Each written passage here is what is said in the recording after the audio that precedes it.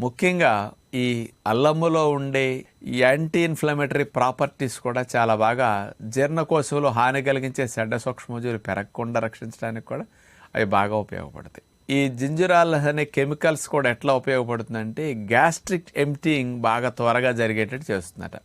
ఆహార పదార్థాలు త్వరగా జీర్ణమై త్వరగా పొట్ట నుంచి ఖాళీ అవడానికి, గ్యాస్ట్రిక్ ఎంప్టీయింగ్ చేయటానికి ఈ అల్లములో ఉండే కెమికల్ కాంపౌండ్స్ స్పెషల్గా ఉపయోగపడతాయి. తద్వారా ఏమవుతుందంటే పొట్టల ఆహార పదార్థాలు పొలవకుండా కిందకు త్వరగా జరిగి వెళ్తాయి అన్నమాట. గ్యాస్ట్రిక్ ఎంప్టీయింగ్ స్పీడ్గా ఉండటం వల్ల పొట్ట బ్లోటింగ్ రావటం కానీ, భుక్తాయాసం కానీ, త్రేన్పులు కానీ, గ్యాసెస్ ఇట్లాంటివన్నీ బాగా తగ్గుతాయి అన్నమాట. ఈ ప్రాపర్టీస్ అల్లానికి ఉన్నాయి.